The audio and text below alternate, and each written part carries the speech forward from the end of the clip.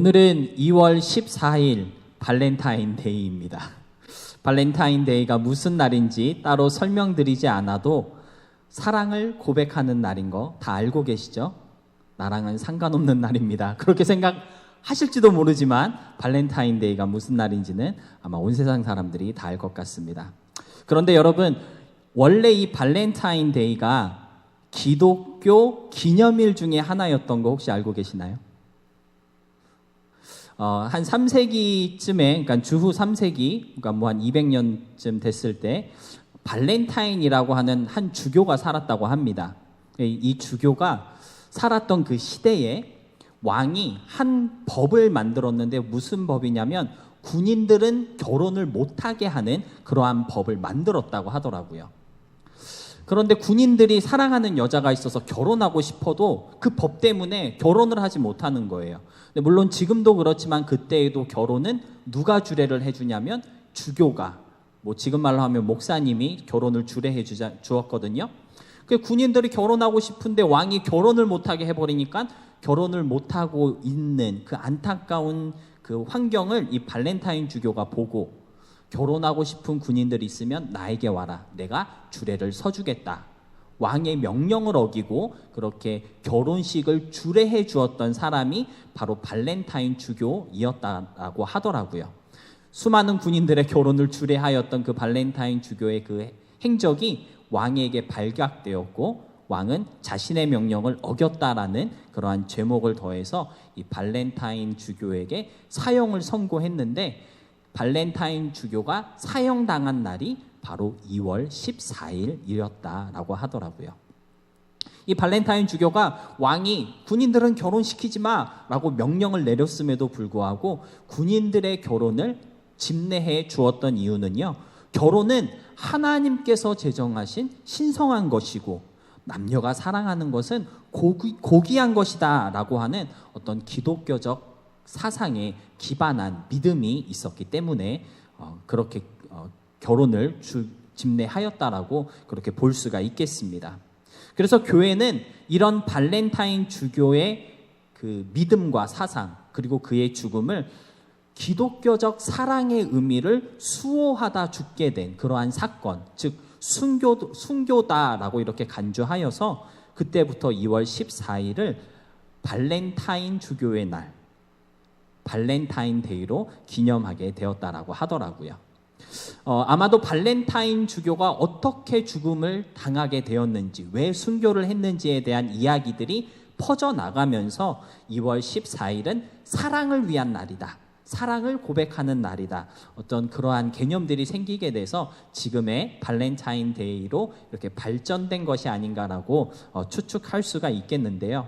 아무튼 사랑하는 사람이 있고 그 사람에게 내 사랑을 알리고 고백한다는 의미에서 발렌타인데이는 참 행복하고 즐거운 날임에 분명한 것 같습니다. 그런데 아무도 웃는 사람이 없네요.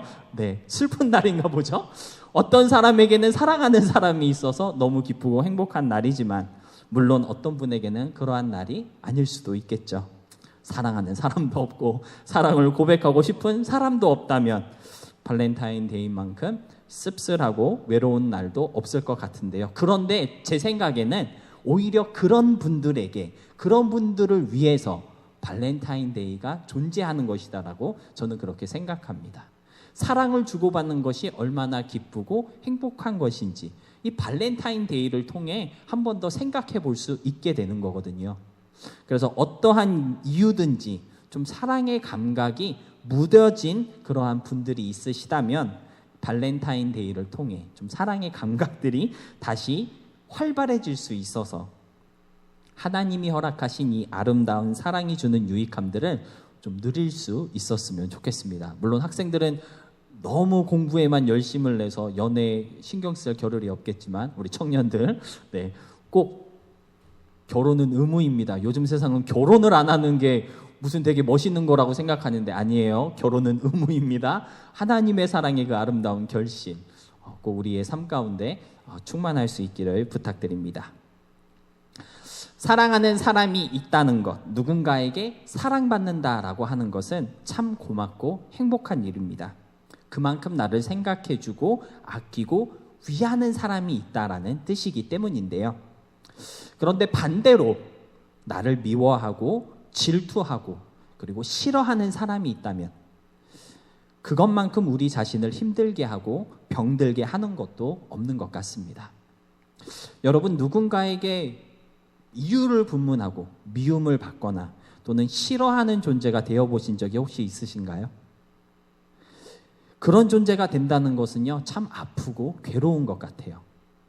마음이 상하고 정신이 망가져서 그의 삶 전체가 병들게 되는 것, 그것이 바로 미움입니다. 학교 생활하다 보면 흔히 왕따라고 하는 따돌림을 당하는 친구들이 있는데요. 그 따돌림이 왜 그렇게 심각한 문제인 걸까요? 미움, 괴롭힘이라는 것은요, 어떤 물리적인 공격 그 이상으로 마음과 생각까지 파괴하는 힘이 있기 때문입니다. 그래서 모든 사람들은 되도록이면 사랑받는 존재가 되고 싶어 하지 미움받는 존재가 되고 싶어 하지 않습니다. 사랑받는 것은 참 좋고 행복한 것이지만 미움받는 것은 아프고 괴롭고 불행한 것이기 때문입니다. 오늘 본문에서도 보니까요, 수많은 왕의 신하들에게 미움을 받고 있는 다니엘이라고 하는 한 사람이 나오고 있는데요. 얼마나 많은 사람들이 이 다니엘을 미워하고 싫어했는지 다니엘서 6장 전체가 그에 대한 이야기로 쓰여져 있습니다. 6장 1절로 2절 말씀을 보니까요, 고관 120명의 총리가 2명 있는데, 그러니까 총 122명이죠. 이 122명이 다니엘을 싫어했다라고 그렇게 알려주고 있어요.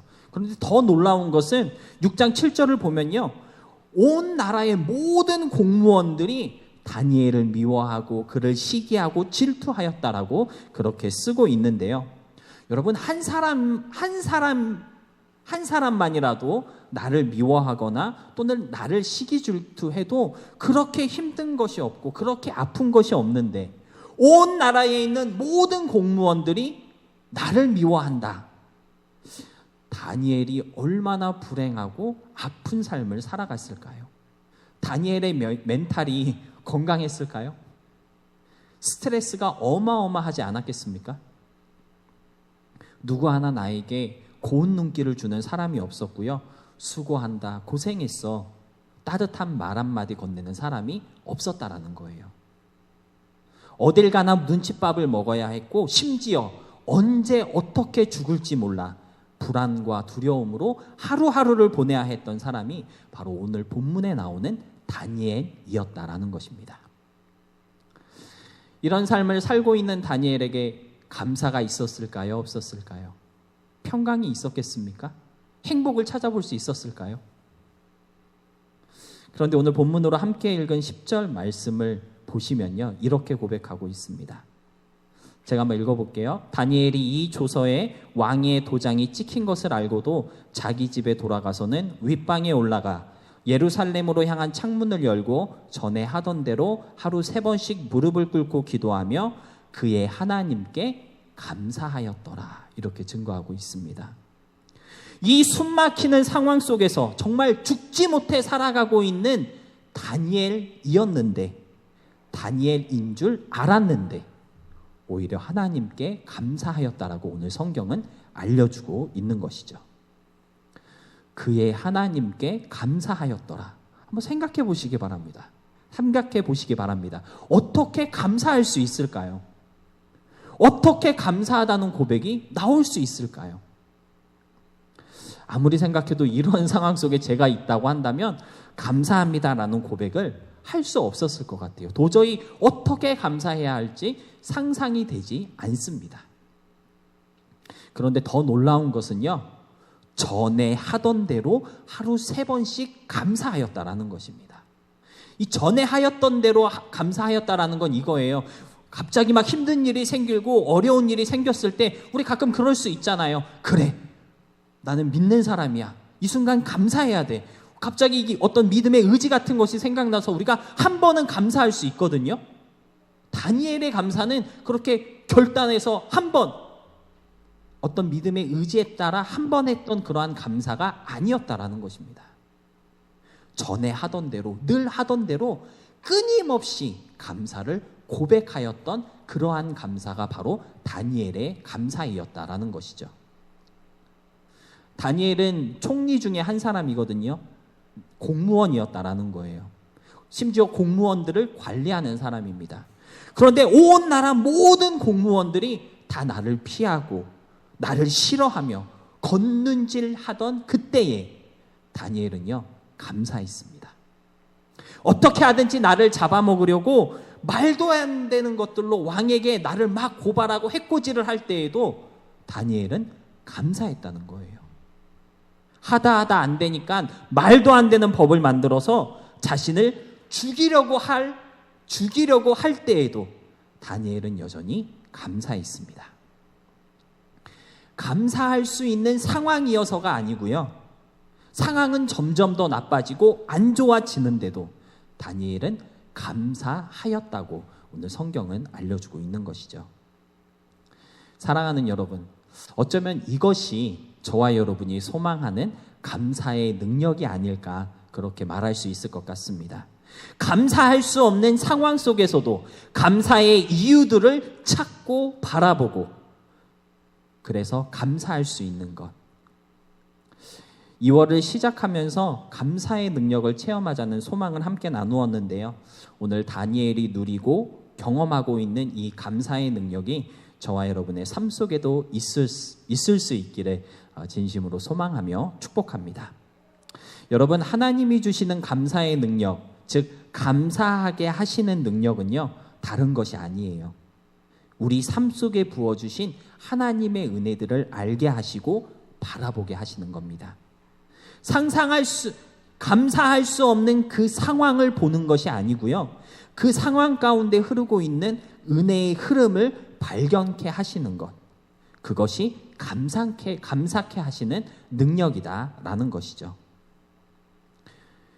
하나님의 그 은혜의 흐름을 보게 되면요. 지금 이 상황은 아주 어렵고 힘들고 괴롭고 아프기만 하겠지만 그런데 그것이 끝이 아니라 그 상황이 어디로 흐르는지 그 흐름의 끝을 볼 수 있기 때문에 여전히 감사할 수 있게 된다라는 것입니다. 그래서 감사할 수 있는 능력은요, 바로 은혜의 흐름을 보는 것이다 라고 이렇게 표현할 수 있겠습니다. 우리가 감사할 수 있는 능력을 주세요 라고 기도할 때 그 기도는 곧 하나님, 나의 삶 가운데 주님이 주신 이 은혜가 어디로 흐르고 있는지 내가 그 흐름을 보게 해주세요 라고 하는 기도와 동일하다라는 것이죠. 우리가 처해 있는 그 상황이 끝이 아니고요, 계속해서 흐르는 은혜의 한 순간이다라는 것을 알아야 한다라는 것입니다. 하나님의 역사는 결코 여기서 끝나는 것이 아니다라는 것을 기억하는 것. 그 흐름의 끝을 바라보며 감사할 수 있는 것이 바로 감사의 능력이다라는 것이죠. 그 감사의 능력이 저와 여러분에게도 충만할 수 있기를 소망합니다. 오늘 본문의 다니엘은요, 그런 감사의 능력으로 하루하루를 버티며 감사할 수 있었습니다. 그러면서 감사할 수 있는 능력을 개발하는 어떤 노하우를 터득한 것을 오늘 본문을 볼 때 알 수가 있는데요. 첫 번째로 다니엘이 터득한 어떤 감사의 노하우가 있습니다. 그것이 무엇이냐면요, 하루 3번씩 무릎 꿇고 기도하는 것이었습니다. 한번 따라해 보시기 바랍니다. 하루 3번씩 기도합시다. 하루 3번씩 기도하는 것, 이것이 다니엘이 터득한 감사의 능력을 개발하는 노하우였습니다. 은혜의 흐름을 바라보는 감사의 능력을 얻기 위해서 우리는 기도해야 합니다. 그런데 어떻게 기도해야 합니까? 하루 3번씩 무릎 꿇고 기도해야 합니다. 우리가 왜 눈에 보이는 상황에 억눌리고 그 상황을 뛰어넘어 감사하지 못하는 것일까요? 기도하지 않기 때문이 아닙니다. 기도하지 않아서가 아니에요. 하루 3번 무릎 꿇고 기도하지 않아서 그렇습니다. 따라서 하루 3번 꼭 기도하시기 바랍니다. 아멘. 나는 하루 3번 기도합니다. 아무도 손을 못 드는 거 보니까 그래서 감사가 없는 거라고 오늘 본문이 말씀하고 있는 거예요. 하루 3번 기도할 수 있어야 됩니다. 하루 3번 기도가 어떤 기도인지 시편 55편 17절 말씀을 보니까요. 밤에 기도하고 아침에 기도하고 정오에 기도하는 것이라고 그렇게 표현하고 있거든요. 여러분들 자기 전에 기도하시죠? 우리 다일이도 자기 전에 기도합니다. 새벽에 일어나서 기도하시죠? 다 기도하시는 줄로 믿습니다. 그러면 벌써 밤 기도, 아침 기도, 하루 3번 기도 중에 우리는 벌써 2번을 하고 있는 거예요. 여러분이 살아가는 그 낮 시간 동안 한 번만 좀 틈을 내서 기도하신다면 하루 3번 기도하는 거 어렵지 않다라는 것이죠. 따지고 보면 우리가 할 수 있는 것, 그것이 바로 하루 3번 기도하는 것이다 라는 것입니다. 그런데 이 하루 3번 기도라는 것이 꼭 횟수에 대한 뜻만은 아닌 것 같아요. 꼭 하루 3번 세가면서 아침과 정오와 밤에 꼭 기도해야 돼, 이런 횟수만 뜻하는 것이 아니다라는 것이죠. 제가 새벽 기도를 시작하면서 새벽 기도에 온 신경을 쓰고 있다고 말씀드린 적이 있는데요.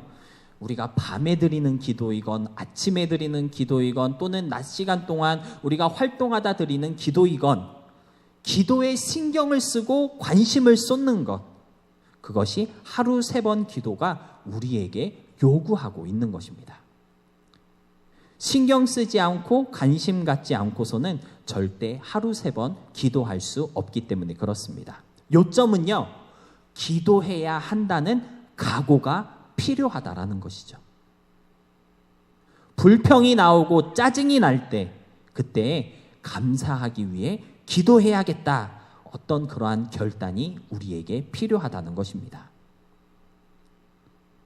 기도에 대한 관심과 열정이 있을 때 기도해야겠다라는 그러한 각오가 있어야지만 계속해서 감사할 수 있는 감사의 능력이 개발된다라는 것이죠.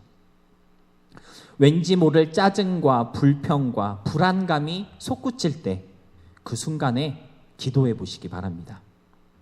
뭔가 안도가 되고 평안하게 되는 은혜를 체험할 수 있으실 겁니다. 여러분이 아시는 것처럼 저희 집 첫째와 둘째가 소위 말하는 테러블2, 미쳐버릴 4살이잖아요. 하루에도 몇 번씩 아이들 때문에 감정 조절이 되지 않을 때가 너무 많습니다. 화를 내기도 하고요, 맴매하기도 하고 막 소리를 지르기도 하고요. 그러다 보니까 제가, 아이들이 아니라 제가 영적으로 병들게 되더라고요. 아빠로서 내가 이들을 조금 더 따뜻하게 대해줄 수 있을 텐데, 아니 내가 목사인데 좀 더 바르게 교육시킬 수 있지 않을까. 뭔가 제 자신에 대한 실망도 생기고요. 그 상황에 대한 어떠한 회의도 오고 좀 힘든 순간들이 간혹 찾아옵니다.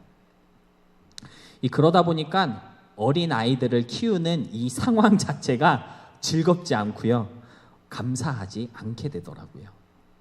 그래서 어린 아이들을 키우는 엄마들이 왜 정서적으로 힘들고 괴로워하는지 조금 알게 되고 이해가 되었습니다.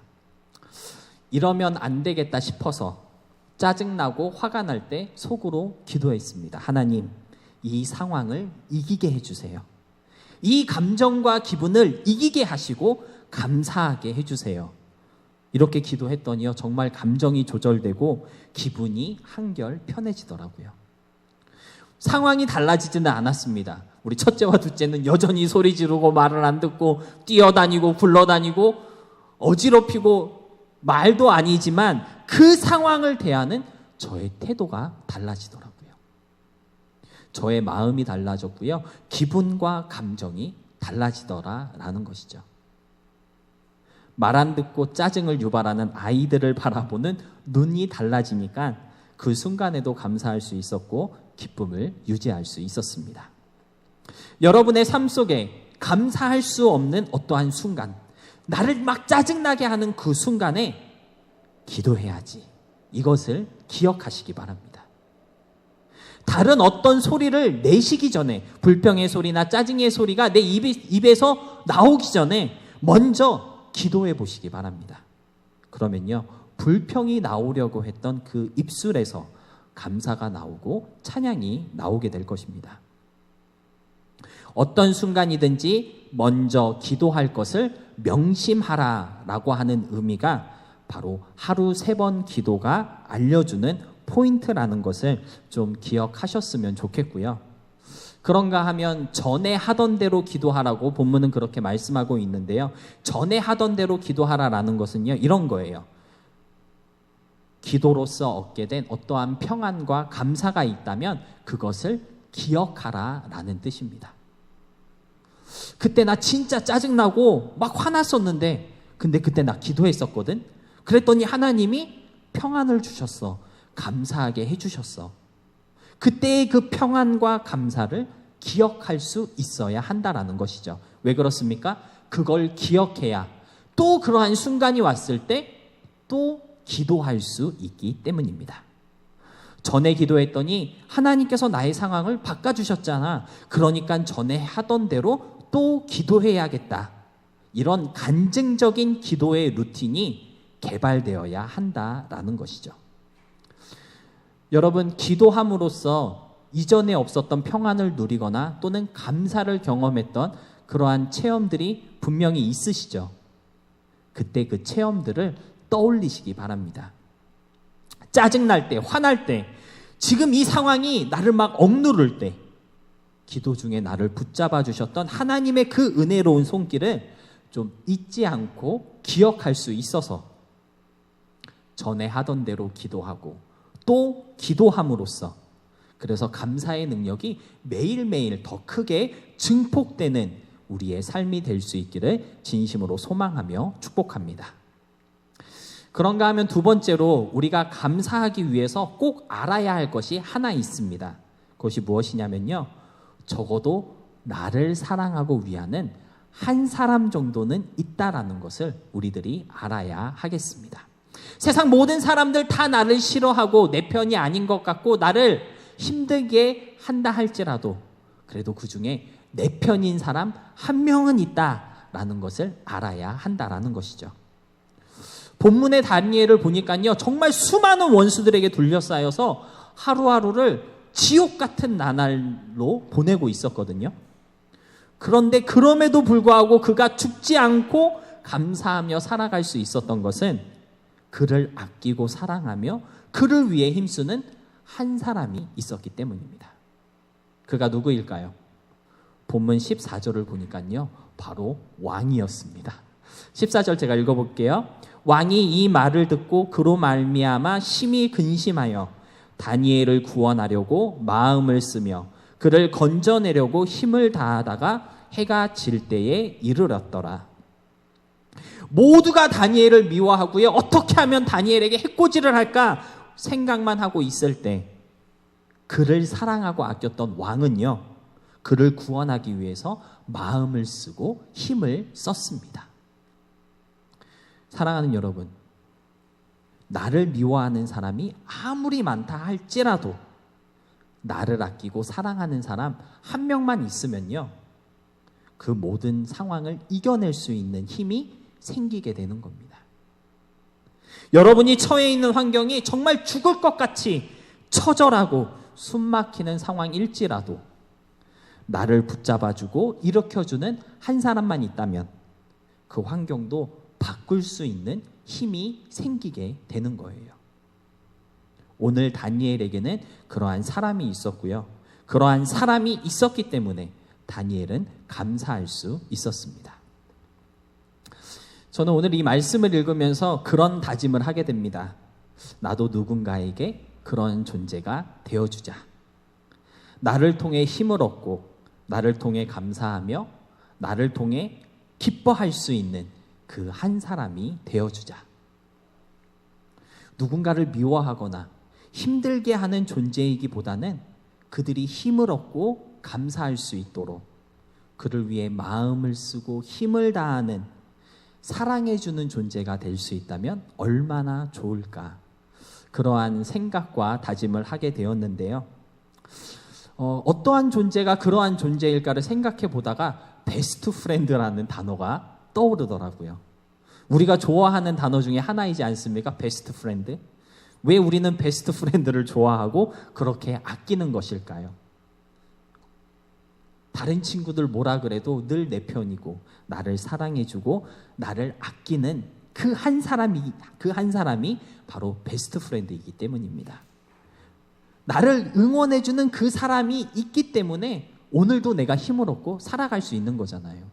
그래서 영어로 BFF, Best Friend Forever라고 그렇게 외치게 되는 거거든요.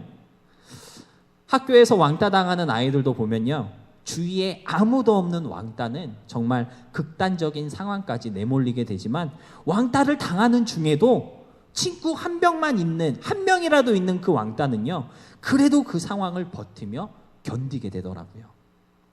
친구라는 존재가 그렇게 중요한 존재이고 힘이 되는 존재입니다. 우리가 누군가에게 그런 존재가 될 수 있다면 얼마나 좋을까요? 남편에게, 아내에게, 자녀들에게 또는 친구에게, 옆에 있는 누군가를 위해서 우리가 마음을 쓰고 힘을 다해 응원해 줄 수 있다면, 감사할 것 하나 없이 그저 짜증나고 불평만 가득한 그 사람이라 할지라도 적어도 나로 인해 감사하게 되고 기쁨을 회복하게 되는 역사가 일어나게 될 줄로 믿습니다. 그러한 좋은 친구, 참된 친구로 사용되어질 수 있는 우리 모두가 되었으면 좋겠습니다. 가정에서, 직장에서, 여러분이 있는 그곳에서 그러한 한 사람이 되시기를 부탁드립니다. 여러분으로 인해 가정이 행복해지고 직장 분위기가 달라지고 여러분이 있는 곳곳마다 웃음이 꽃피게 되기를 진심으로 축복합니다. 반대로 여러분에게는 그러한 존재가 있으신가요? 나만을 위해 주고 나를 위해 마음을 쓰고 힘을 쓰는 한 사람, 걔 때문에 오늘도 감사했다, 내가 걔 때문에 오늘도 한번 웃었다, 그런 사람 있으세요? 깊게 고민을 하고 계신데, 혹시 결혼하셨는데 그런 사람 있는지 잘 모르겠습니다, 이러면 문제가 큰 겁니다. 왜냐하면 남편이나 아내는 그러한 존재가 되어줄 의무가 있는 사람들이거든요. 사실은 그래서 결혼이 좋은 거예요. 늘 내 편인, 남편이란 표현이 별로 안 좋은 편인 것 같아요. 남의 편이라는 뜻이라고 어떤 분이 그렇게 얘기하는데, 아무튼 남편이나 아내는 그런 서로에게 그런 존재가 되어줄 수 있어야 됩니다. 그래서 나에게는 그러한 존재가 있는가 한번 좀 생각해 볼 수 있었으면 좋겠는데요. 나에게는 그러한 존재가 있는가, 저에게 그 질문을 던져보았을 때 사모가 생각나더라고요. 정말 다행인 거죠. 사모는 저에게 그런 존재이기 때문에 저는 그런 친구가 있다라고 담대하게 진실되게 고백할 수 있겠습니다. 사모는 속으로 어떤 생각을 하게 될지는 잘 모르겠어요. 고민해봐야겠는데요, 이럴 수도 있겠지만, 아무튼 저는 담대하게 사모가 있습니다라고 얘기할 수 있겠습니다. 그런데 혹시라도 그런 친구가 있나? 내 편인 사람이 있나? 그렇게 고민하시는 분들이 있을까봐 세상 그 누구보다 여러분을 위하시는 그 한 사람을 소개시켜드리면서 말씀을 정리하도록 하겠습니다. 누구일까요? 여러분이 상상하시듯 바로 예수님입니다. 성경은요, 예수님께서 우리들의 친구, 죄인들의 친구가 되셨다라고 알려주고 있습니다. 이 예수님은요, 여러분 한 사람 한 사람을 아주 아끼고 사랑하고 있으세요. 히브리서 4장 15절을 보니까요, 우리를 너무 사랑하셔서 우리가 겪는 고통이나 고난, 괴로움이나 시험을 다 이해하시기 위해서 친히 그 모든 짐을 지셨다라고 히브리서 4장은 말씀하고 있거든요. 뿐만 아니라 우리가 알고 있는 것처럼 우리를 향한 그 사랑을 확실하게 보여주시고자 십자가의 죽음도 마다하지 않으셨다고 요한복음 10장은 말씀하고 있습니다. 세상 그 누구도 나를 아끼지 않고 사랑해주지 않는 것 같겠지만, 사실은 세상의 사랑으로는 비교도 할 수 없는 사랑으로 예수님은 여러분을 사랑하고 계십니다. 예전에 교회에서 많이 부르던 찬양 중에 그런 찬양이 있습니다. 예수보다 더 좋은 친구 없네. 아마 들어보신 적이 있으실 것 같은데요, 가사가 이렇습니다. 예수보다 더 좋은 친구 없네. 예수보다 더 좋은 친구 없네. 괴로울 때 다가와서 마음에 평화 주는 신실하신 나의 참 친구. 외로울 때 다가와서 친구가 되어주는 나의 사랑 많은 나의 참 친구. 주 예수 사랑하리라 나의 생명 다할 때까지. 이 정도면 세상 그 어떤 베스트 프렌드보다 더 좋은 프렌드라고 얘기할 수 있을 것 같습니다. 여러분의 마음이 괴로울 때 주님이 찾아오십니다. 여러분이 홀로인 듯 외로워서 한없이 무너질 때 주님이 여러분의 친구가 되어주십니다.